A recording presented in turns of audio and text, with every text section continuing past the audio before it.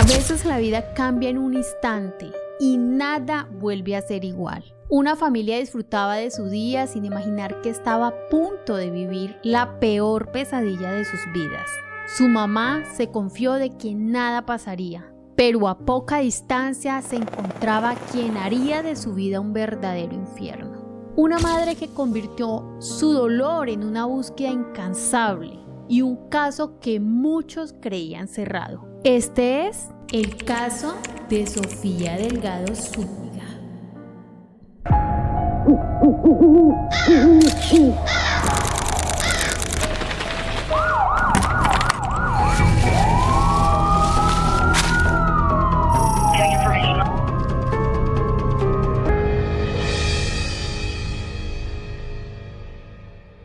Hola mis Jigglies, bienvenidos una vez más a mi canal Katy True Crime. Para los que no me conocen, yo soy Jiggly Katy y hoy te traigo un caso muy inquietante, completo y actualizado. Antes de comenzar, no olvides seguirme en mis redes sociales, suscribirte a este canal y activar la campanita de notificaciones para que YouTube te avise cuando Katy True Crime sube un nuevo video. En este espacio no solo contamos historias, buscamos generar conciencia desde el respeto, recordando y honrando la memoria de las víctimas, que han dejado huellas muy profundas y dolorosas. Este es un caso bastante interesante y trágico a la vez. Bueno, mis Jigglies, ahora sí, sin más que decir, comencemos. Hoy hablaremos de la inquietante y angustiante desaparición de Sofía Delgado Zúñiga. Nos vamos al corregimiento de Villagorgona, en la Candelaria, Valle del Cauca, en Colombia. Sofía Delgado Zúñiga nace el 3 de mayo del 2012, fruto del amor entre Lady Zúñiga y Cristian Andrés Delgado. Ella era la hija menor de este matrimonio. Sofía se caracterizaba por ser una niña inteligente, colaboradora, le gustaba mucho ayudar a los demás. En la escuela destacaba académicamente, era muy buena estudiante. Le apasionaba patinar y lo hacía tan pero tan bien que otros niños le pedían que le enseñaran. Ella a su corta edad ya sabía qué era lo que quería hacer cuando ella fuera grande. Su gusto y el cuidado por los animalitos hicieron despertar en ella la pasión por la veterinaria. Su esencia era única, tenía una madurez que sorprendía a todos quienes la conocían. La familia de Sofía era muy unida, casi siempre aprovechaban los fines de semana para encuentros familiares. Muchas veces iban de paseo a los ríos, iban a misa o daban una vuelta por el pueblo y finalizaban en la casa de alguno de sus familiares. Chicos, estén muy atentos y prepárate para adentrarte en esta historia.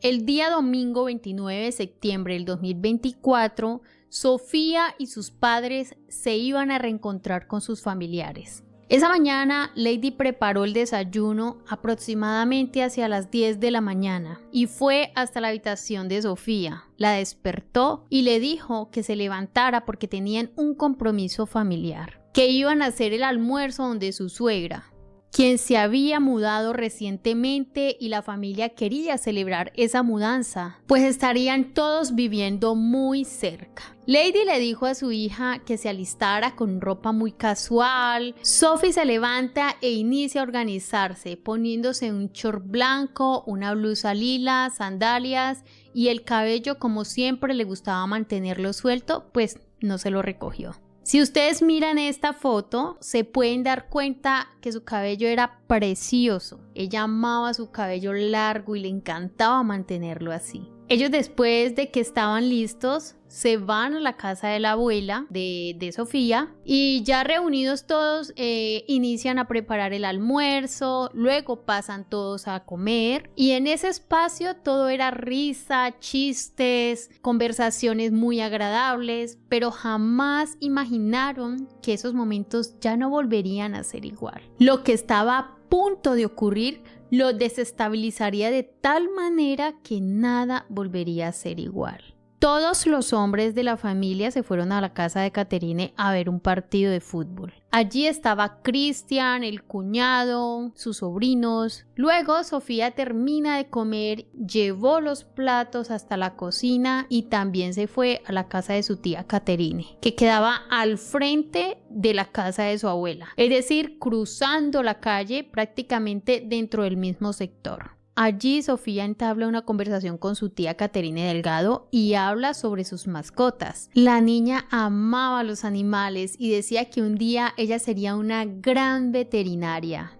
Sophie tenía una conexión especial con Mia, su amiguita canina. Amaba a su perrita y era muy feliz cuando jugaba o cuidaba de ella. En esa conversación, Sofía le dice a su tía que ella había bañado a Mia el día anterior y que le había quedado champú, que con ese poco podían bañar a Molly. Su tía Catherine le dice que sí, que le parece muy bien, muy buena la idea. Entonces ahí en ese momento Sophie corre muy entusiasmada y contenta hasta la casa de su abuela. Amigos, miren aquí muy atentos. Molly es hermana de Mia. Catherine se queda con Molly y Sofía se queda con Mia. Aquí quiero que prestes mucha atención a lo que te voy a decir, porque este detalle, aunque parece muy pequeño, puede cambiar toda la historia. Después de que la niña regresa a casa donde su abuela y se acerca a la madre, le pide las llaves de la casa y le dice que iría a traer el champú para luego ir a bañar a Molly. La mamá de Sofía le pasa las llaves sin ningún problema y también sin imaginar el peligro que acecharía su pequeña. Ella jamás se le pasó por la mente que no volvería a ver a su hija. En pocas palabras, se confiaron de que nada pasaría, pero a poca distancia se encontraba quien haría de sus vidas un verdadero infierno. Chicos, siendo las 2:30 aproximadamente, la nena se va a la casa a recoger el champú. La casa quedaba relativamente muy cerca. Catherine, la tía de Sofía, ve que la niña no llega y se pregunta ¿por qué se tardaba tanto si la casa no estaba tan lejos? Lady Zúñiga recibe la llamada de su cuñada. El motivo era claro. Sofía se estaba demorando más de lo esperado. De verdad, la casa quedaba relativamente muy cerca. Desde ese punto hasta su casa, la distancia se calcula más o menos en unas 2 cuadras, cuadra y medio aproximadamente. Pero mis Jigglis, aquí viene el momento que nadie imaginó. Una decisión cotidiana, unas llaves, 2 cuadras. ¿Quién pensaría que algo tan simple cambiaría todo? Catherine llama a Lady, la madre de Sofía, le pregunta que si la niña ya había llegado, a lo que Lady le responde que aún no llegaba, pero Lady en ese momento sintió una corazonada que le decía que su hija no estaba bien, que algo malo le había pasado. Ella sentía que alguien le tenía a su niña. Ella con ese presentimiento se angustia y llama a su marido Christian. Hagamos un paréntesis aquí, mis Jigglis. Quiero que te pongas en su lugar y permítame hacerte una pregunta. ¿Qué sentirías si tu hijo no aparece? Quisiera que alguien me diga cuál sería su reacción o qué haría para encontrarlo. Ahí les dejo la duda. Como les estaba diciendo, Lady llama a Cristian Andrés Delgado Ortiz, padre de Sofía, y él reacciona de inmediato. Coge la moto y se va a su casa en busca de su hija. Al llegar ve que todo se encuentra cerrado, que no hay nada que pueda decir que su hija estuvo allí en ese lugar. Entonces se regresa a la casa de Catherine, su hermana, y le pregunta que si ya había llegado su hija, pero nada que aparecía. Luego va a la casa de sus padres, que era ahí al frente, como les había dicho anteriormente, y tampoco, no había rastros de Sofía por ningún lado. Christian, todo preocupado y ansioso, cree que su hija podría estar dentro de la casa, que de pronto le pasó algo, se desmayó, le pasó un accidente, algo, pero jamás que le habían raptado a su hija. Entonces rápidamente él se va con sus familiares, con su hijo, y cuando llegan a la casa, Cristian ve que la ventana del segundo piso estaba un poco abierta. Se le ocurre cargar a su hijo para ayudarlo a subir y que él pudiera acceder a la vivienda y así abrir la puerta principal. Pues ellos no tenían las llaves porque Sofía era quien las cargaba. El joven logra entrar a la casa, abre la puerta, sus padres buscan, sus familiares, todos por todos los lados de la casa, por los closets, el baño, las habitaciones, debajo de las camas, por todas partes, pero Sofía no estaba. No había ni una huella de ella en ese momento. El padre de Sofía mira hacia la cocina y se percata que el champú estaba encima de la nevera. O sea que ahí nos damos cuenta que la niña nunca alcanzó a llegar a la casa. De inmediato entran en pánico, en desesperación. Empieza pues a decirle a la mamá que ahí estaba el champú. Su mamá sentía que su hija no estaba bien, que ella necesitaba ayudar a su hija. Se desesperaron todos, pero uno de sus sobrinos les dijo: vámonos a poner esto en conocimiento con las autoridades. Rápidamente se fueron a la estación de policía a poner en conocimiento la desaparición de Sofía y pidieron que una patrulla les ayudara a buscar. Al tratarse pues de una menor, el reporte se realizó de inmediato, se inició la búsqueda. Empezaron a buscar unos en moto, en cicla, vamos a los parques. Se difundió una descripción de la ropa que llevaba la menor. Aquí les digo una cosa, y es que no sé ustedes si creen realmente en las corazonadas, pero yo sí. Yo sentía que la habían agarrado. Lamentablemente ella no estaba equivocada. Su hija estaba en manos de un depredador. Y lo que empezó como un día familiar normal se convirtió en la peor pesadilla para la familia. Pero lo que ocurrió después fue aún más impactante, mis Jigglies. La desaparición de Sofía rápidamente se regó por todo el corregimiento de Villagorgona. Las redes sociales estallaron, los medios de comunicación hablaban del caso y la indignación no tardó en sentirse en todo el país. La comunidad estaba alarmada, desesperada. Todos querían que Sofía apareciera. Familiares, vecinos, todos, absolutamente todos iniciaron una búsqueda intensa. Pero pasaban las horas y no había pista ni un rastro, nada, absolutamente nada, chicos. Una cosa que quiero recalcar es que las primeras horas en una desaparición son cruciales para poderla encontrar con vida. Por eso la angustia crecía minuto a minuto. Esa noche nadie durmió. La mamá de Sofía oraba sin parar, le pedía a Dios que por favor le regresara a su hija a casa sana y salva. Al día siguiente apareció algo que daría un pequeño hilo de esperanza. Una cámara de seguridad registró el momento en que una niña iba caminando. En la imagen pues no era muy clara, pero los familiares, cuando la vieron, dijeron que era ella. Dijeron que era porque caminaba igualito a Sofía. Además, el registro correspondía del día domingo 29 de septiembre. Eso fue más o menos a las 2:36 de la tarde, hora en que la niña iba hacia la casa. Y esa sería la última vez que alguien vería a Sofía. La cámara tenía un alcance limitado. Cerca había algunos locales comerciales, pero pues esa zona ya no quedaba grabada. Desde ese momento su mamá empezó a sentir algo muy fuerte.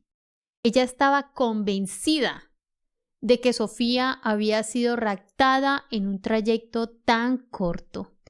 Apenas 2 cuadras, imagínense eso, 2 cuadras.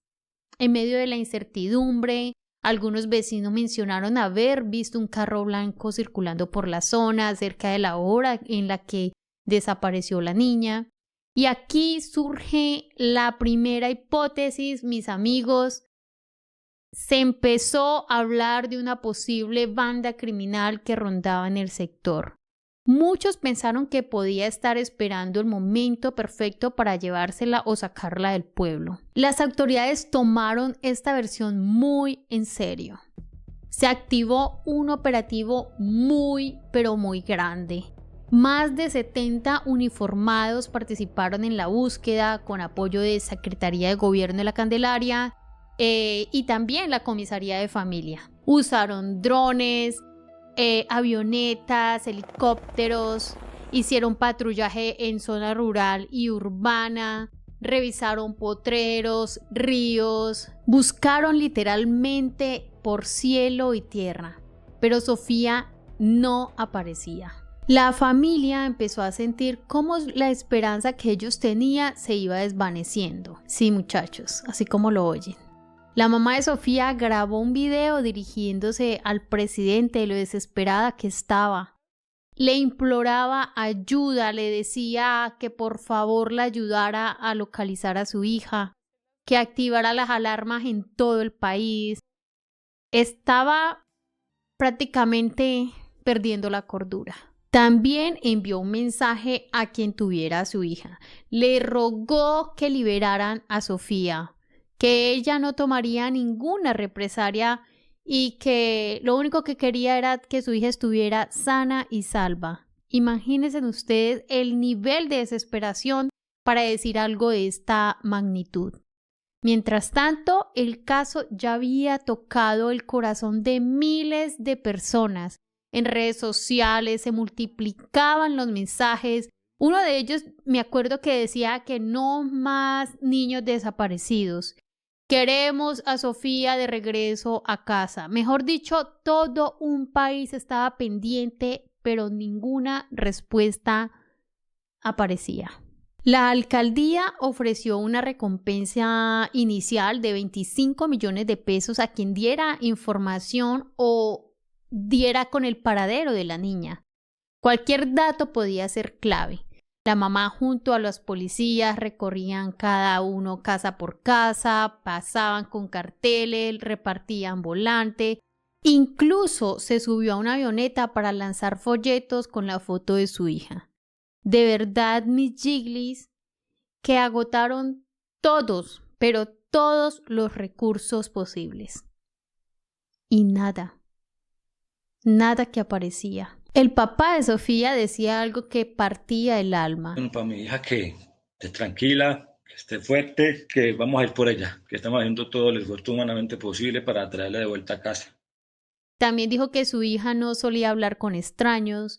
En esos primeros días aún conservaban la esperanza y pensaban que todavía estaban a tiempo de encontrar a la pequeña Sofía. Lady insistía en que reaccionaron rápido. Dijo que ellos no esperaron horas, que ellos actuaron apenas notaron que Sofía tardaba en llegar.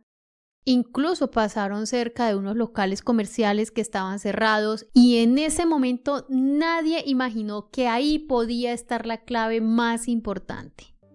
Mientras tanto, el municipio entero se movilizó, hicieron marchas, hicieron plantones, velatones, personas de pueblos cercanos también llegaron a apoyarlos. Todos, pero absolutamente todos, con ese mismo mensaje y objetivo, que Sofía regresara a casa. Pero con el paso de los días, las pistas eran cada vez más escasas. Las autoridades seguían entrevistando testigos, reconstruyendo recorridos, verificando cualquier detalle y justo cuando parecía que no había nada nuevo, aparece un punto clave en la investigación, mis queridos amigos. Una segunda hipótesis. Al día siguiente de la desaparición, una madre se acercó a la SIJIN y entregó una información que según las autoridades podía ser algo muy importante para dar con el paradero de Sofía. Y aquí quiero que se queden conmigo, mis Jigglies, porque lo que viene después cambia completamente el rumbo de este caso. Dice que el 29 de septiembre, ese mismo día en que desapareció Sofía, su hija le ocurrió una situación muy preocupante frente a unos locales comerciales justo por la misma calle por donde Sofía pasaba. Según relata, se trataba de una tienda donde vendían croquetas, accesorios para perros. El negocio se llamaba Chimuelos y el propietario era un hombre alto, moreno, muy apuesto, aunque en ese momento no sabía su nombre. Voy a detenerme aquí un segundo, mis Jigglies, porque volvemos a lo que les decía la mamá de Sofía desde el principio. Que algo había pasado justo en ese trayecto. Ese famoso sexto sentido de madre que nunca falla. La madre de Salomé cuenta que su hija llega ese día muy asustada a casa, la abraza muy fuerte, algo muy poco habitual. Ella sintió que algo no estaba bien. Le preguntó qué pasaba, pero la niña guardó total silencio. Más tarde comenzaron a circular los rumores sobre la desaparición de Sofía. Salomé escuchaba todo y seguía callada. Tenía miedo y de pronto pensaba que la mamá la fuera a regañar, pero no dejaba de preguntar si Sofía ya había aparecido. Hasta que al día siguiente, al ver que la niña seguía desaparecida, decidió contarle la verdad a su madre. La menor relató que un hombre la había abordado. Le preguntó si tenía mascotas, ella le dijo que sí. Entonces él le dijo que habían llegado unos collares muy bonitos para perros y que incluso podía regalarle uno. La invitó a entrar al local, obviamente con el objetivo de encerrarla allí, y le dijo que él, entre comillas, le iba a regalar ese collar, el que ella eligiera. Y aquí quiero que piensen algo, porque esto es súper importante. Muchas veces los padres usan la confianza, los regalos o los animales para acercarse o acceder a los niños. La niña entró al establecimiento, estaba muy contenta, pero también un poco como distanciada, muy nerviosa. Sentía que algo no estaba bien y su intuición no fallaba. Cuando estaba adentro, notó que el hombre intentaba cerrar la puerta, pero ocurrió algo inesperado. El perro del sujeto salió del lugar y en ese instante ella aprovechó para salir también. Ya estando afuera, el hombre insiste en que entre, venga, mira que te voy a regalar un collar, que no te voy a hacer nada, ¿cómo crees? Y así quería convencerla para que la niña volviera a ingresar.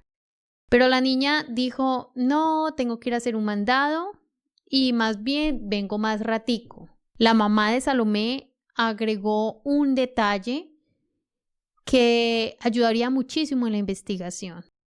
Todo esto ocurrió alrededor de las 2 de la tarde, prácticamente en la misma franja horaria en que Sofía desapareció. A partir de eso, el hombre se convirtió en el principal sospechoso. Las autoridades entonces le mostraron varias fotografías a Salomé para intentar identificarlo, y ella lo reconoció sin ninguna duda. Se trataba de Brian Schneider Campo Pillicue, un hombre de 32 años que además tenía antecedentes criminales, y aquí es donde el caso empieza a tomar un giro aún más fuerte, mi gente, porque lo que descubrirán después dejaría a toda la comunidad en shock. Mis Jigglies, aquí es donde el caso empieza a ponerse todavía más delicado. Cuando las autoridades revisan la base de datos de la fiscalía, encuentran algo que le llama mucho la atención. Brian Schneider Campo Pillicue ya tenía antecedentes, y no era cualquier antecedente. Había estado en la cárcel La Florida en Valle del Cauca entre el 2018 y el 2019. ¿Y cuál era el motivo?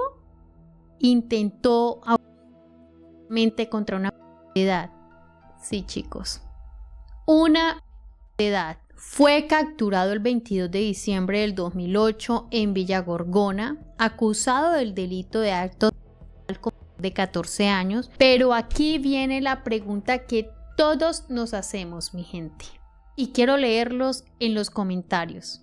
¿Cómo una persona con antecedentes así termina nuevamente en libertad? Según explicó el juez sexto del circuito, Omar Fabio Sá, la liberación se dio por vencimiento de términos. En palabras sencillas, la justicia dejó pasar los tiempos legales del proceso. El 2 de abril del 2019, el IMPEC no presentó al detenido. El 24 de mayo, la defensa tampoco asistió. Y en junio, nuevamente, el procesado no fue presentado. Y cuando esos tiempos se vencen, la ley obliga a dejarlo en libertad al acusado. Para quienes no lo tengan en claro, mis jiglis, el vencimiento de términos ocurre cuando la justicia supera el tiempo legal para avanzar un proceso o dictar una sentencia. Se supone que esto protege derechos como la presunción de inocencia y el derecho a un juicio rápido. Pero claro, muchas veces genera indignación. ¿Ustedes creen que este sistema realmente protege a las víctimas o termina beneficiando a aquellos agresores? Los leo. Desde ese momento las autoridades comenzaron a seguirle los pasos a Brian Campo. Todo con mucha discreción, incluso le pidieron a la familia de Salomé que guardara silencio para no entorpecer la investigación. Y con esos antecedentes ya confirmados, la policía decide ir directamente al establecimiento Los Chimuelos. Ahí estaba Brian junto a su esposa Evelyn Rodas. Ambos fueron interrogados. Negaron haber visto a Sofía. Brian aseguró no conocerla y dijo que jamás la había visto. Algo que llamó la atención fue como la actitud que mostró.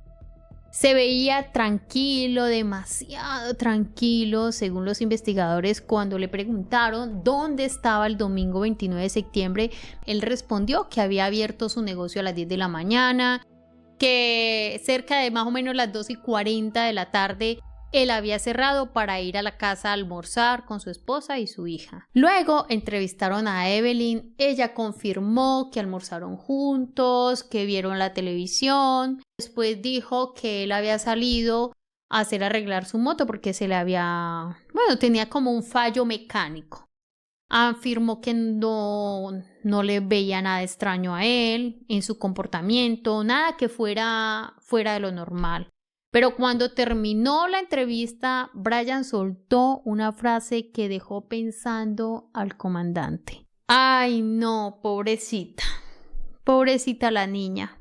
Ojalá aparezca pronto.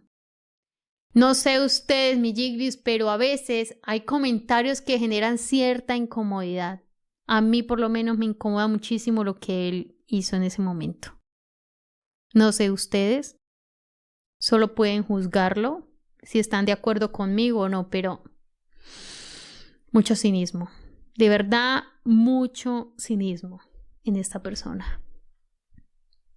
Qué rabia, de verdad me da mucha vergüenza con ustedes, pero siento impotencia también de cómo pueden haber personas así.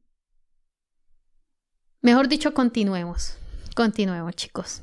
Después de haber interrogado a Evelyn, el comandante solicita inspeccionar el local.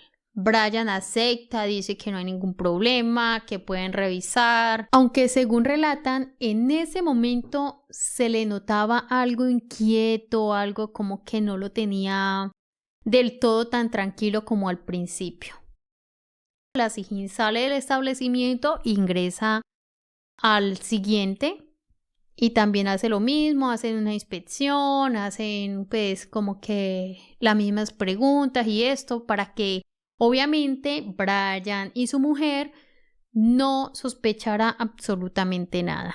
Pero días después, exactamente el 4 de octubre, vuelven al establecimiento Chimuelos, esta vez con una orden de inspección. Y aquí, chicos, Aquí el caso da un giro muy fuerte porque usan luminol. No sé si ustedes conocen aquel líquido y para qué sirven, pero sé que sirve para detectar si hay algún fluido o algo así por el estilo. Ese producto químico lo utilizan los forenses para detectar rastros de sangre. Y sí, mis queridos amigos, encontraron manchas en 5 puntos del establecimiento, en el trapeador, en el baño, en el pavimento al pie del baño. Yo creo que ahí donde cayó la niña. Uno de esos 5 puntos que hablaban los investigadores, donde encontraron los fluidos humanos, mostraron que Evelyn Rodas, cuando ellos llegaron a hacerle la entrevista, ella estaba rociando con un spray ahí en un solo punto y tratando de limpiar con el trapeador. Entonces no sé si tenga que ver algo ahí la señora también, pero eso fue lo que dijeron las autoridades. Las muestras fueron enviadas al laboratorio forense para analizarlas y luego incautaron un celular que era de esos corporativos, o sea, es decir, de una empresa a la que él trabajaba. Inspeccionaron su vivienda y allí encontraron unas botas. Obviamente también aplicaron aquella sustancia y detectaron que las botas y el casco se encontraban con rastros de... Desde ese momento, Brian sabía que era el principal sospechoso y según los investigadores se sentía cada vez más presionado. El comandante explicó que durante los interrogatorios se mostraba muy ansioso, como un poco inquieto, algo muy sospechoso y como a la defensiva, pero también era muy reservado. Incluso llevaron a un psicólogo para evaluarlo. Ay, amigos, y adivinen qué. El informe señaló que su lenguaje corporal reflejaba tensión, también alerta constante y una actitud siempre como a la defensiva, que respondía siempre lo justo, nada más. Mientras tanto, los vecinos cercanos al local afirmaron no haber escuchado absolutamente nada, ningún tipo de ruido. Y aquí viene algo que a muchos les impactó. Brian asistió a la velatón por Sofía. Ay, Dios mío. En el velatón estuvo Brian con su esposa ayudando a repartir volantes, se veían preocupados, no sentimos sospecha de ellos para nada. Repartió panfletos o afiches, hasta participó en la búsqueda. Imagínense eso, mi gente, estar buscando a la niña a la que le hizo daño y que uno de los principales sospechosos esté ahí mismo, ayudando, observando, escuchando todo. Yo quiero saber algo. Y es que de verdad no sé ustedes qué opinan. ¿Cree que esto lo hacía para disimular realmente o porque pensaba que nunca lo descubrirían? Porque lo que pasaría después, de verdad, mis Jigglies, dejaría todo un país completamente en shock. La búsqueda de Sofía se extendió durante 19 días, así como lo escuchan. 19 días de angustia, de esperanza, de sosiego, de miedo, de todo. Hasta que finalmente llegó un resultado que cambió todo. Medicina Legal confirmó que la sangre encontrada en el local Chimuelos y en las botas de Brian sí correspondían a Sofía Delgado. El análisis indicó que un 99,9% era compatible con el de Sofía Delgado Zúñiga, chicos. Esta prueba se la realizaron y pudieron detectarlo a través de un examen de sangre que le sacaron, según parece, a la madre, para verificar esa compatibilidad. Y sí, chicos, ya no era una sospecha, ya todo estaba en su contra.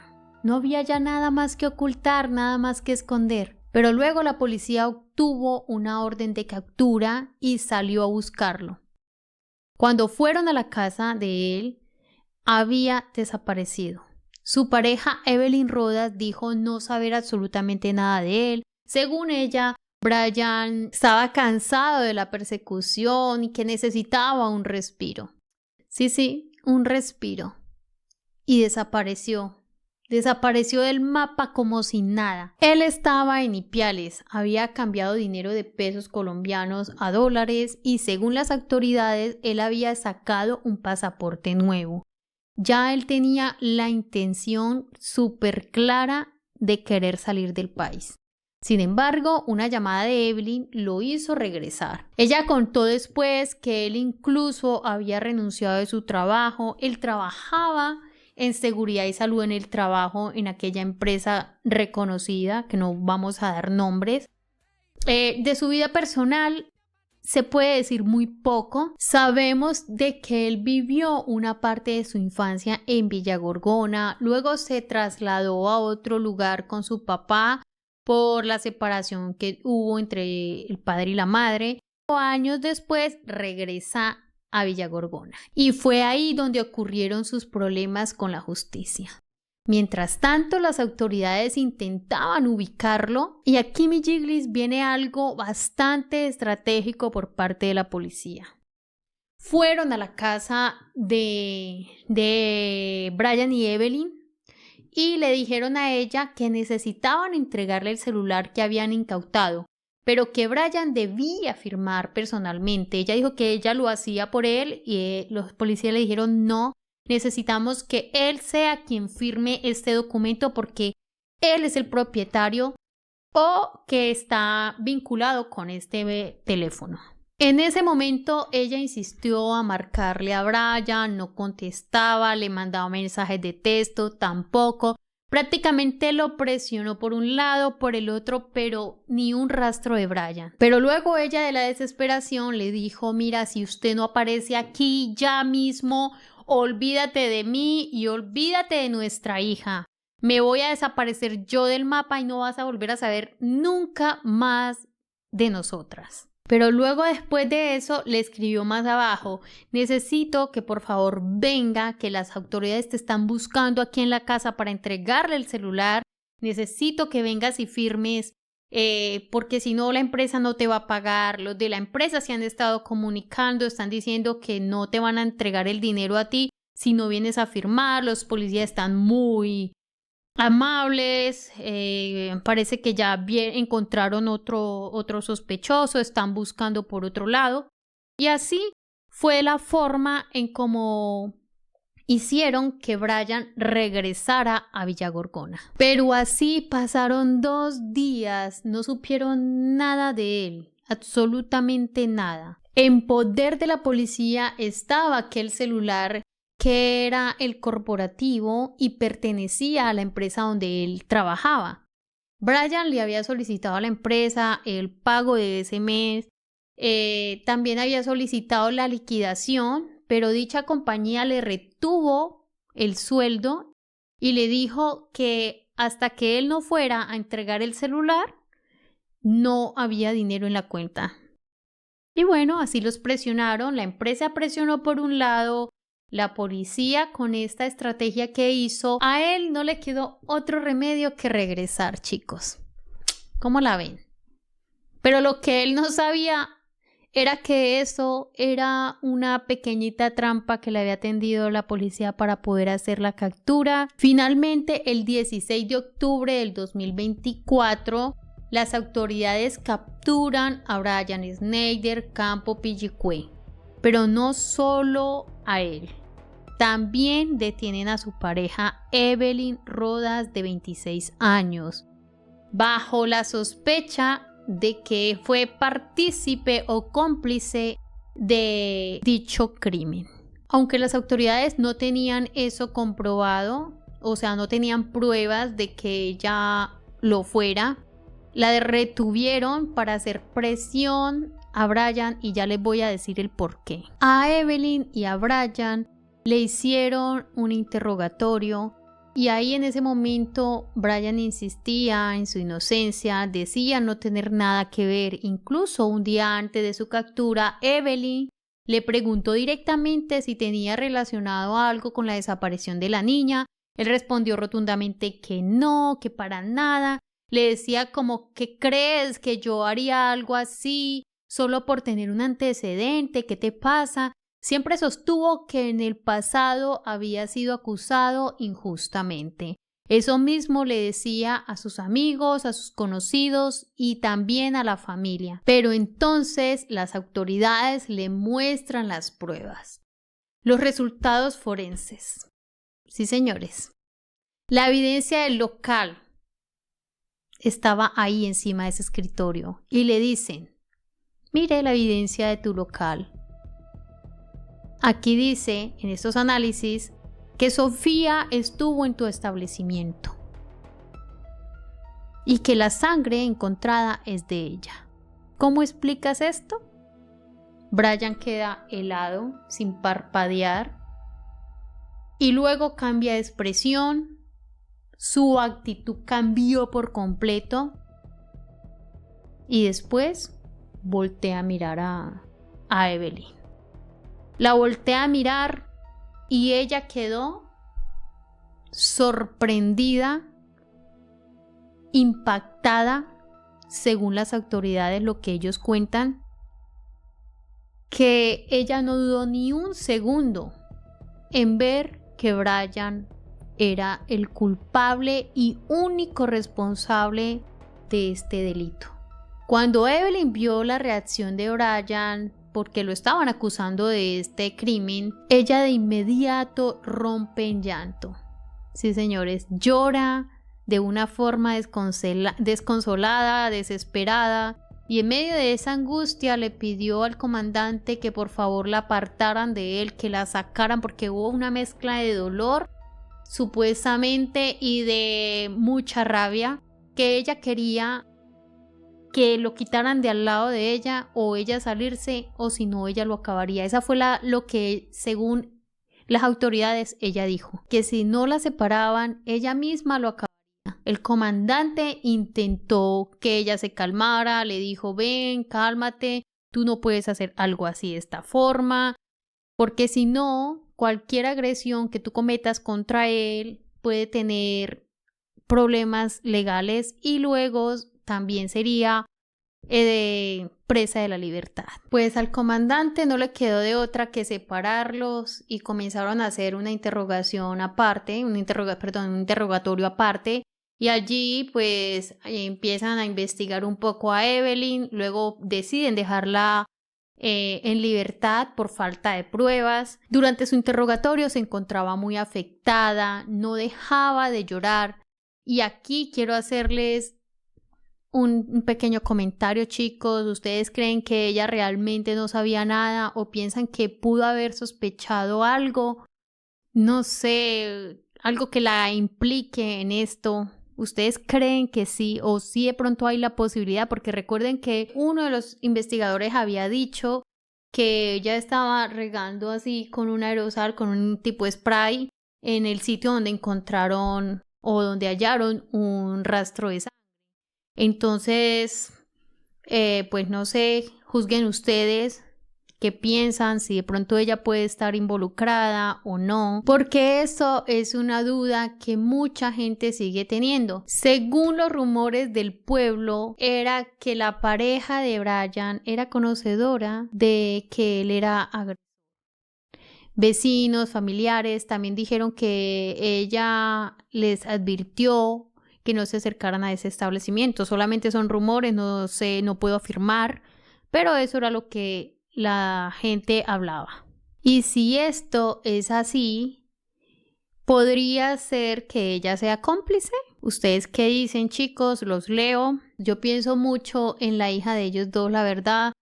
También se llama Sofía, la pequeña de ellos. Hay algo muy curioso y es que la primera víctima a la que él abusó se llamaba Sofía. La protagonista de este caso también es Sofía y su hija se llama Sofía. ¿Será casualidad? ¿Será que hay algo en ese nombre? ¿Una obsesión? ¿Algo mucho más maquiavélico? ¿Qué opinan ustedes? No lo sé. ¿Destino o casualidad? En una de las entrevistas, Evelyn contó cómo empezó su relación con Brian. Ella dijo que se habían conocido en el año 2017, salieron un tiempo, luego terminaron, pero en el 2021 retomaron la relación. Decidieron irse a vivir juntos y en ese periodo ella quedó embarazada. Sin embargo, según su testimonio, dijo que Brian la había abandonado durante el tiempo de embarazo. Pero luego regresa cuando la bebé tiene casi ya 3 meses. Él reapareció como si nada y Evelyn decidió darle una segunda oportunidad. Intentaron formar una familia. Pero luego, en mayo del 2024, es cuando llegan a Villa Gorgona, se van a vivir allí juntos, toman en alquiler una casa, un local donde ponen su negocio llamado Chimuelos, donde vendían las croquetas para perros, los champús, todo el tema para perros. Llevaban apenas 3 meses viviendo allí. Chicos, solo 3 meses. Cuando ocurrió todo esto. Finalmente, tras las investigaciones iniciales, el comandante ordenó dejar en libertad a Evelyn Rodas porque no le encontraron nada en su contra, pero el caso estaba lejos de terminar porque todavía faltaban verdades por salir a la luz. Y lo que vendría después es mucho, pero mucho más impactante. Durante el interrogatorio, las autoridades señalaron directamente a Brian. Le insistían una y otra vez y le pedían que dijera la verdad. Pero él guardaba silencio, estaba así, sin moverse, sin nada. Entonces los investigadores cambiaron la estrategia, dijeron, ok, como usted no nos quiere decir la verdad y esto, vamos a capturar a tu esposa, la vamos a hacer el procedimiento para mandarla a la cárcel de mujeres. Eso es lo que tú quieres para tu familia, para tu hija, quitarle una mamá y un papá a tu hija. Y su hija podría ser entregada al ICBF, o sea, al bienestar familiar. Incluso le preguntaron, ¿de verdad quiere eso para tu hija o para tu familia? Y fue ahí, chicos, cuando Brian decidió hablar y contar toda la verdad. Pero puso una condición, dijo que sacaran a Evelyn de todo esto, que ella no tenía nada que ver, que la sacaran, que le dieran la libertad y que él iba a hablar. Pero lo que él no sabía era que Evelyn ya estaba afuera. Finalmente él confiesa y dice lo siguiente. Él dice que el 29 de septiembre, alrededor de las 2 de la tarde, una niña pasa frente a su local, dijo que intentó retenerla, pero ella logró escapar. Sí, la misma niña cuya madre después lo denunció y luego apareció Sofía. Me encontré de frente a Sofía. Él contó que empezó a hablarle, le preguntó si tenía mascotas. Sofía respondió que sí, que tenía una perrita y entonces él la engañó. Le dijo que si compraba en el local, él le regalaría un collar para su mascota. Sofía pues como que dudó, se sintió muy incómoda, pero aún así entró. Entonces cuando ingresó pues le di la cabeza. Brian dijo que siguió insistiendo con productos hasta que Sofía intentó salir de aquel lugar, que en ese momento ella intentó defenderse, pero antes de eso la había golpeado en la cabeza con un objeto metálico. Según su confesión, bajó el portón, la empujó y quedaron los dos adentro. Ella respiraba y todo, pero quedó inconsciente. Pero con ese golpe que él le dio, la dejó inconsciente. Dice que todo ocurrió en cuestión de minutos, que pensó que ya no respiraba y en ese momento tomó una decisión muy fría. Se fue para la casa para no levantar ni una sospecha. Así como lo oyen mis Jigglies, la dejó tirada, supuestamente de verdad muy fuerte.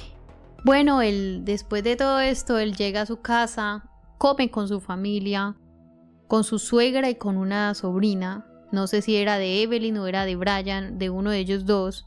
Lo cierto es que él va allá, muy campante, actuó con total normalidad. Dizque para no levantar sospechas, según sus propias palabras. Después inventó una excusa. Él le dijo a su mujer que la moto estaba presentando algunas fallas y que debía llevarla con el mecánico. Hora y media más tarde regresó al local. Ahí, según su confesión, terminó con la vida de Sofía. Aseguró que no hubo abuso, aunque ese punto sigue generando debate y dolor. Supuestamente no hubo acceso ahí. Dejó un mensaje a la madre de Sofía. De tranquilidad a la familia de que no vaya a pensar que la niña sufrió, fue un golpe nomás. Uy, no, es que verdad, yo digo, qué descaro, qué cinismo. Le dijo a la madre que no se preocupara, que su hija no había sufrido. Que no había sufrido. No sé qué pensar. Juzguen ustedes. Pero para mí, de verdad, qué cinismo. Luego continuó diciendo que había esperado la noche, que había metido el cuerpo de la niña en unos costales de comida para perros, que había limpiado la escena del crimen, el suelo, el objeto, el casco, zapatos, prácticamente todo. Él quería borrar cualquier rastro o evidencia que lo involucrara. Cuando creyó que nadie lo vería, sacó el costal o esa maleta y lo puso detrás de la moto. El cuerpo lo llevé a donde lo dejé, por ahí en un cañal. Y se dirigió a un cañaduzal, cultivo de caña de azúcar. Allí él supuestamente había abandonado el cuerpo. Después de toda la confesión, él indicó exactamente el lugar donde estaba Sofía. Todas las autoridades corrieron hacia el lugar, fueron a mirar, la encontraron. Algunas fuentes no confirmadas dijeron que ella se había encontrado en alto estado de descomposición. Los restos de Sofía estaban como tipo o sea que prácticamente él intentó incinerarla, aunque no lo dijo en la confesión. Allí todos hicieron el levantamiento de la niña, la llevaron. Ese día fue el 17 de octubre del 2024, donde efectivamente estaba ahí en esa vegetación, y la noticia cayó como un golpe seco. Muy duro, fue tan duro para la familia, para la comunidad y realmente para todo un país. Es que de verdad produce mucha impotencia, mucho dolor, mucha tristeza. ¿Cómo pudo hacerle algo así, algo tan de verdad deshumano? Por Dios. El nombre de Sofía empezó a escucharse en todas partes, en redes sociales, en las noticias, en conversaciones cotidianas. La niña se convirtió en un símbolo de duelo, de indignación. Y una pregunta que aún duele es: ¿cómo pudo pasar algo así? ¿Cómo? La tristeza colectiva pronto se transformó en rabia, la comunidad reaccionó. El establecimiento fue atacado, hubo destrozos, gritos, furia. Parecía una forma desesperada de expulsar el dolor y la rabia, pero eso no terminó ahí. La vivienda donde residían los acusados fue incendiada, como si intentaran consumir también la injusticia y la impotencia. Pero mis Jiglis, aunque la confesión trajo respuestas, también habría nuevas preguntas. Mientras tanto, en el Congreso de la República se pronunciaron con firmeza. Hoy nuestro país se enluta con la noticia de Sofía Delgado. Estos señores no merecen su libertad. Rechazaron lo ocurrido con Sofía Delgado y exigieron medidas mucho más duras contra quienes cometen delitos contra menores, e incluso se volvió a abrir el debate sobre la cadena perpetua para violadores. Y sobre todo reforzar la protección a niños y niñas de todo el país. Pero hubo algo, mis Jiglis, que tocó especialmente el corazón de la gente. Una niña de apenas 10 años decidió alzar la voz con palabras claves, sinceras y sin filtros. Un mensaje que muchos consideran imposible de ignorar. Miren ustedes. Levanto la voz. No hay hora, persona ni lugar en el que me sienta segura. Nos queremos vivas. Y yo aquí quiero preguntarles algo, chicos. ¿Ustedes creen que como sociedad estamos haciendo lo suficiente para proteger a nuestros niños? Quiero saber esa respuesta, que la hagan con total honestidad. Me duele tanto ver a una madre así consumida por el dolor de perder a su hija, saber que jamás la volverá a ver. De verdad, eso a mí me parte el alma. Ninguna mamá debería de pasar por una situación así, y mucho menos un sufrimiento tan injusto por el que está viviendo hoy en día la señora Lady Zúñiga, y muchas mamás que también han perdido a sus hijos o a sus hijas por una situación similar o parecida. Estos hechos dejarán huellas muy profundas y difíciles de borrar en la vida de la familia Delgado. El tiempo quizás alivie, pero nunca desaparecerá ese dolor que ocasionaron. Y mis queridos amigos, llegamos a una de las partes más duras de este caso, porque ya no hablamos de una búsqueda, de una hipótesis o de alguna esperanza. Hoy hablamos de la despedida. En la madrugada de ese sábado 19 de octubre, llegó al Coliseo La Aldea en Villa Gorgona el féretro con los restos de la niña Sofía. Y la comunidad literalmente se volcó a acompañarla. Personas vestidas de blanco, aplausos, lágrimas, camisetas con su imagen. Una despedida llena de amor, pero también de muchísimo dolor. Imagínense esos momentos, chicos. Despedir a una niña que hacía apenas días estaba patinando, dibujando, viviendo su infancia normal. De verdad, a mí esto me rompe totalmente.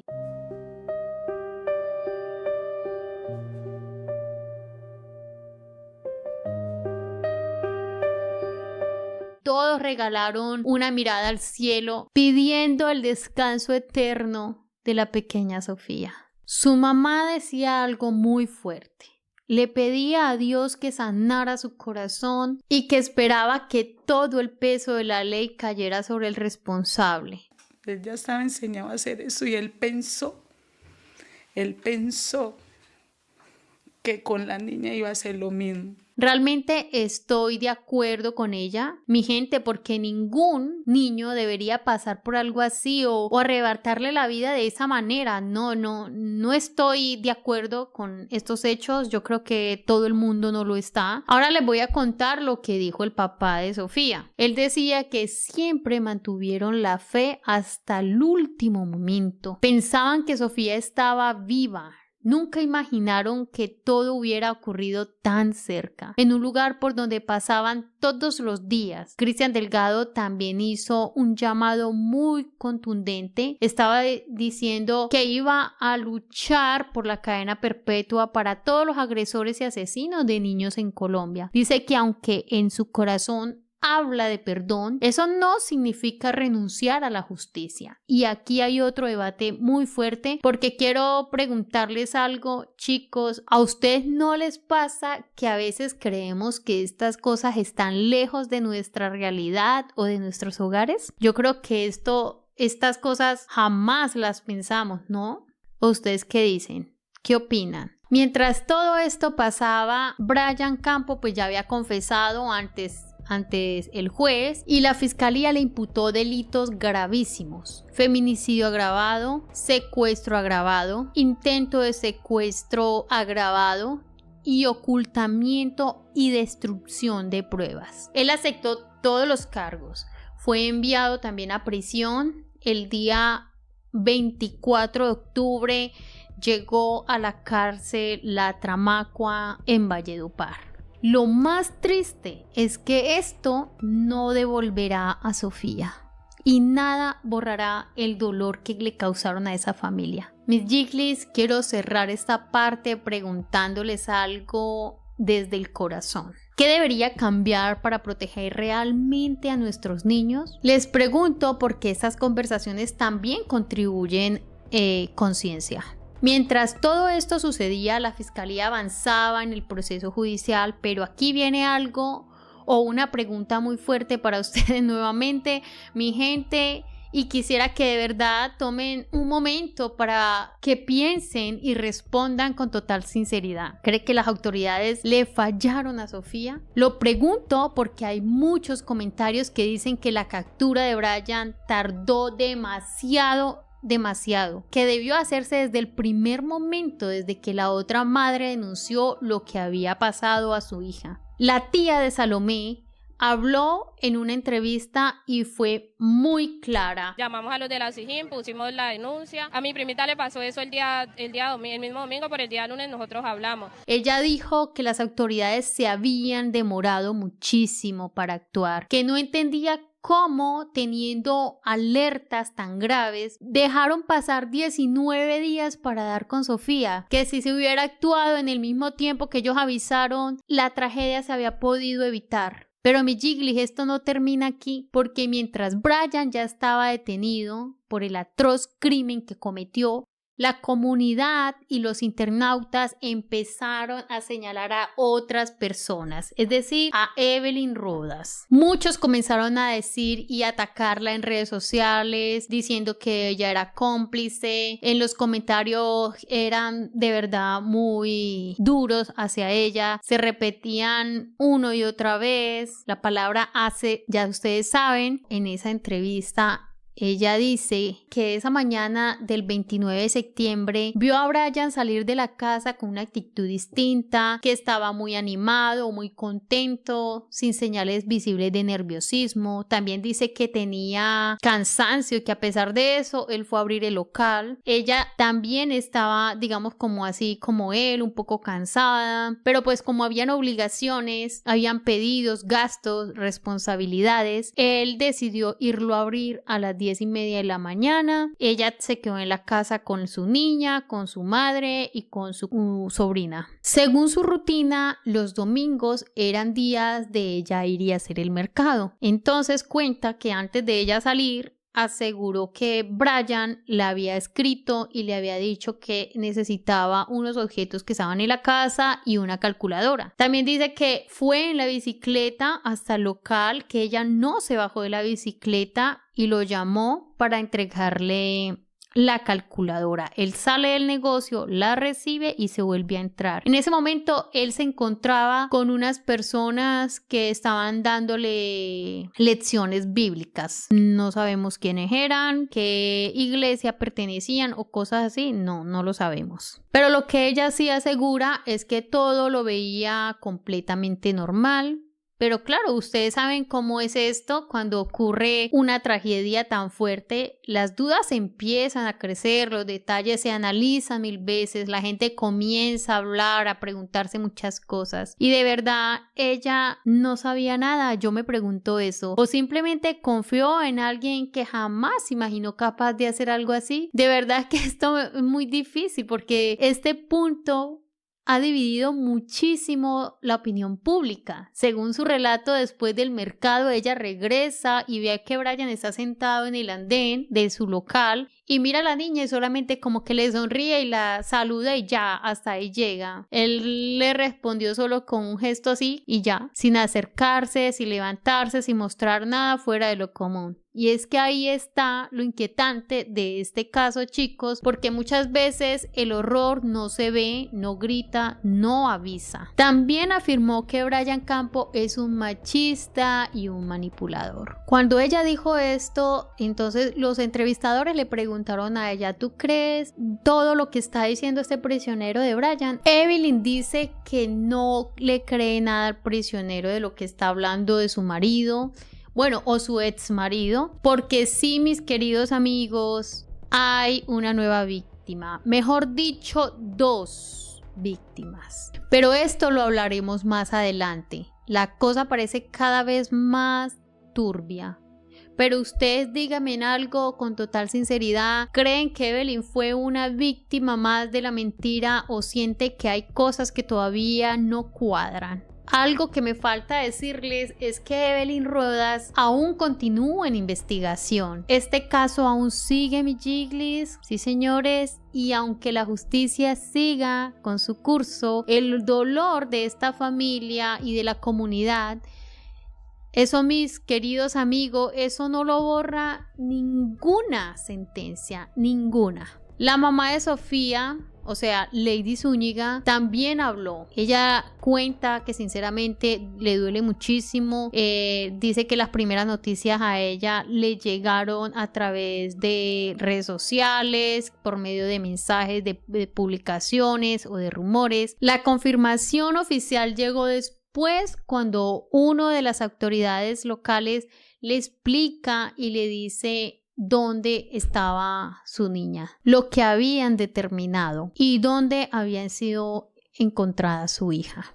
Lady se descompensó al recibir la noticia y es que no es para más. Pero aún así ella decidió mantenerse firme porque su mayor miedo era que el caso quedara impune.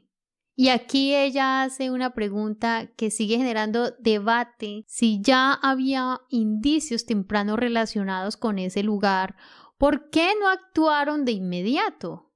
Estamos hablando del local de Chimuelos. Eso es algo que la familia todavía cuestiona. También hay algo importante que la mamá de Sofía explica. Parte de lo que se conoce viene de lo que el propio Brian habría reconocido dentro pues de este proceso. Si había una agresión inicial de un objeto contundente, pero ella siente que hay vacíos, que hay una cosa que no termina de encajar, porque según Lady, Sofía tenía carácter, era una niña que probablemente habría intentado defenderse, gritado para pedir ayuda, y por eso la familia cree que todavía hay mucho por aclarar. Otro punto que Lady repite mucho es el tema del tiempo. Ese episodio previo con otra menor, ese aviso temprano sobre el local, para la familia eso debió activar una reacción inmediata y sienten que ese retraso es uno de las grandes inconsistencias que tuvo el sistema de seguridad. También hay dudas sobre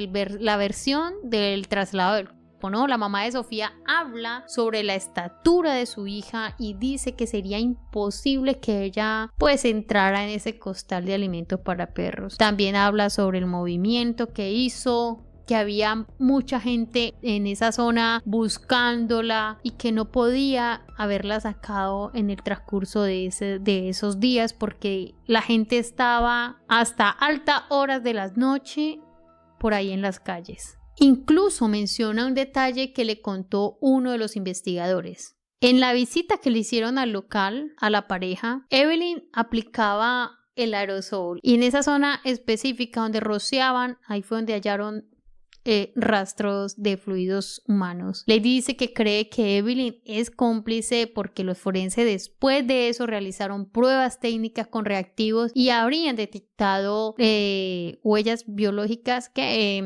fluidos biológicos de su hija. Lady explica que durante semanas no tuvieron información precisa del lugar exacto. Ángela María Buitrago, ministra de Justicia, habla de fallos en el sistema, de controles por haberlo dejado libre por vencimiento de términos y afirma que hoy una familia no estaría en luto y todo un país consternado por lo que ocurrió. Dice que esta niña no debería de estar muerta.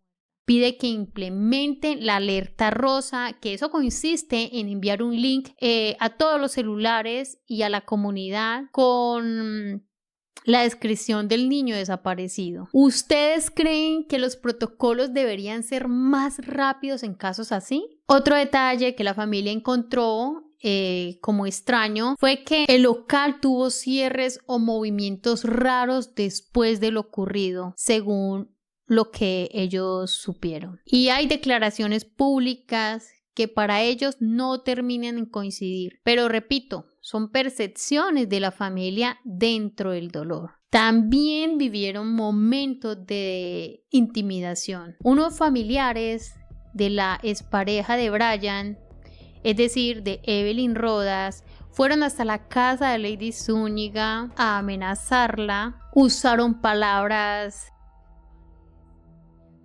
De verdad, esto produce un desgaste emocional muy grande. Lady también hace un reclamo fuerte al sistema. Si ya existía un antecedente en el 2018, ¿por qué esa persona estaba nuevamente en libertad?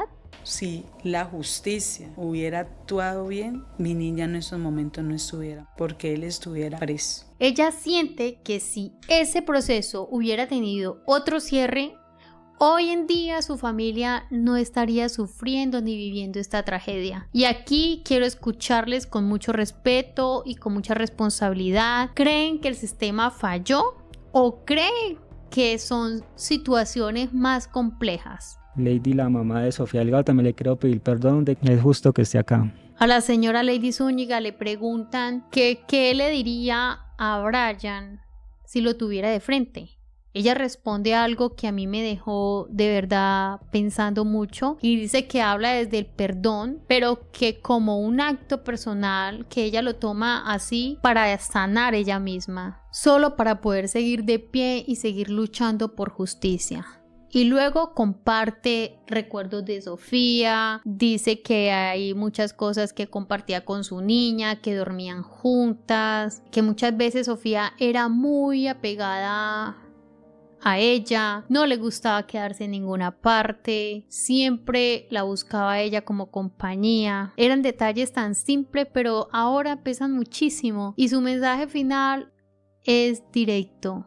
Dice que cuando un menor desaparece, la respuesta debe ser inmediata, sin espera, sin burocracia, sin depender de presión mediática, una protección real, una coordinación total, urgencia absoluta. Yo sé que este tema remueve mucho mi Jiglis y gracias por estar aquí, por escuchar, por reflexionar conmigo. Me imagino que ustedes estarán preguntando qué pasó con la sentencia. Porque mis Jiglis, pasaban los meses y Brian aún no recibía condena por ese crimen contra Sofía. La familia, la comunidad, todos estaban preocupadísimos. Existía ese temor real de que pudiera ocurrir lo mismo que antes, un vencimiento de términos, y que quedara otra vez en libertad. Por fortuna, las autoridades locales de Candelaria se mantuvieron muy activos presionando para que el proceso avanzara lo más rápido posible y para que la justicia no volviera a fallar.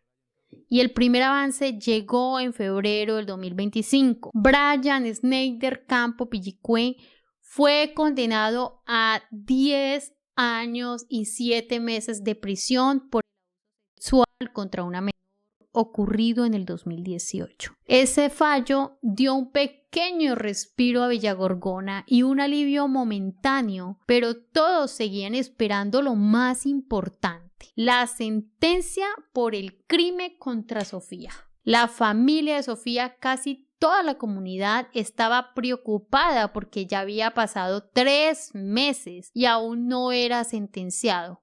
Llevan 3 veces que aplazan la audiencia y la verdad nosotros lo que queremos es que ella haga justicia. Todos temían que pudiera quedar nuevamente en libertad por vencimiento de términos. Y gracias a los gobernantes de la Candelaria que estuvieron muy activos y pudieron ayudar a agilizar para que Brian Campo pudiera ser condenado por sus delitos. Chicos, este acontecimiento le dio un alivio a la comunidad de Villagorgona, pero en el momento no veían la hora de la sentencia que debería pagar por el crimen cometido. La espera se hizo eterna. Para la familia cada día pesaba. Ustedes no se alcanzan a imaginar el descanso que les pudo causar esta sentencia que esperaban con tantas ansias. Pero bueno, como ya saben, al final del túnel encontramos la luz.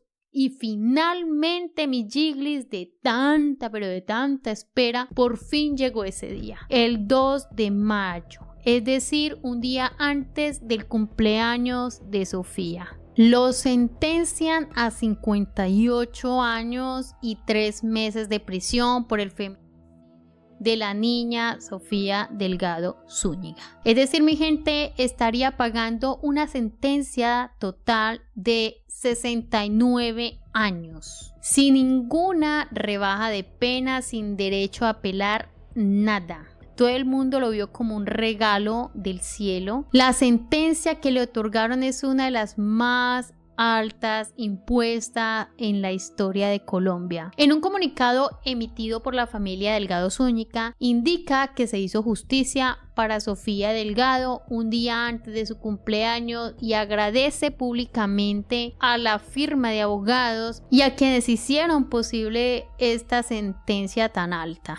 Cuando Brian Campo fue sentenciado, no hizo ninguna reacción, ningún gesto. Mucha gente dice, mis amigos, que no lo vio sorprendido. En una entrevista que le preguntaron que si él se lo esperaba, él responde y afirma de que sí, que se esperaba esto, que el aplazamiento fueron tantos que estaba mentalizado ya, y también que su abogado le había dicho y anticipado cualquier escenario, y que cuando llegó el momento que él ya había pasado por el golpe emocional antes. En otras palabras, cuando él escuchó el dictamen ya lo había procesado por dentro.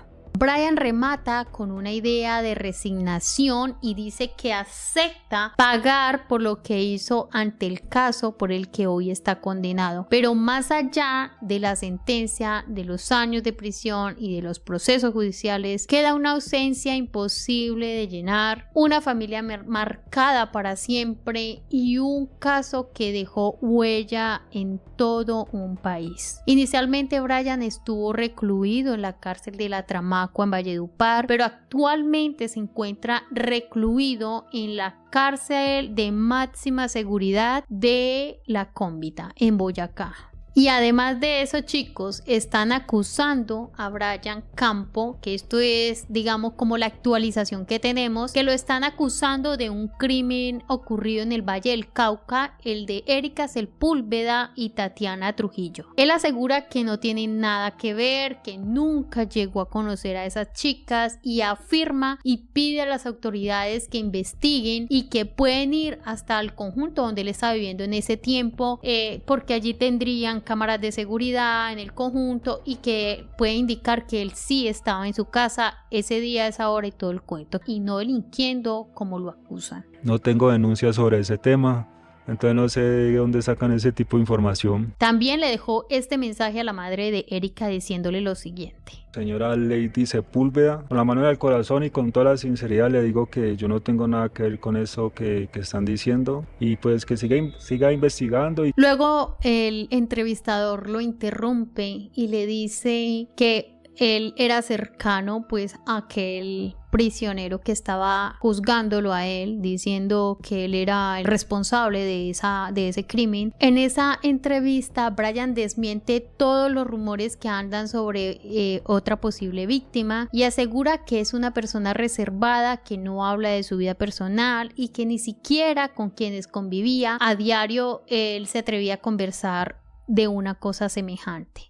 Chicos, quiero compartirles un dato súper importante que no debemos ignorar como sociedad, basado en un informe de la Procuraduría Nacional, donde dice que entre el 2023 y el 2024 habían unas cifras de verdad preocupantes, que 18.295 delitos sexuales hubieron contra menores de edad y 4.605 contra. Pero en el 2024, casi 19.000 procesos por delitos y adolescentes. Pero ahora vemos otros datos de feminicidio. La Procuraduría alertó que hasta noviembre del 2024 se había registrado 198 feminicidios y 8 transfeminicidios en el país. Quería enseñarles, chicos, estos datos para que hagamos conciencia de lo que estamos viviendo. De verdad que estos datos son súper alarmantes y creo que debemos hacer algo al respecto para que esto no siga ocurriendo. Pienso que nosotros como padres debemos hablarle a nuestros hijos y enseñarles a cuidarse de esa sociedad tan perdida que está. En pocas palabras, estamos mal en esta sociedad. Tenemos que cuidar a nuestros hijos, tenemos que enseñarles cómo hacerlo a través de la educación, hablarles sobre estos monstruos que abundan en la calle, incluso en nuestros hogares. Aquí les dejo esta pregunta para que la respondan con total honestidad. ¿Qué crees que debería hacer como sociedad para ayudar a proteger a nuestros niños o mujeres para que no sigan siendo violentadas o asesinadas? Espero que te haya gustado mucho este caso y quiero agradecerle por haber llegado conmigo hasta el final de este video. Si hay más actualización, se las estaré trayendo y se los haré saber para que no te pierdas ningún avance de este caso. Y los invito nuevamente a que se suscriban a este canal, activen la campanita de notificaciones y dejen tu opinión sobre cómo te pareció este caso o dime qué caso te gustaría que te trajera. Los leo. Chao, mis chicos. Nos vemos en un próximo video. ¡Mua! Hasta pronto. Chao, chao.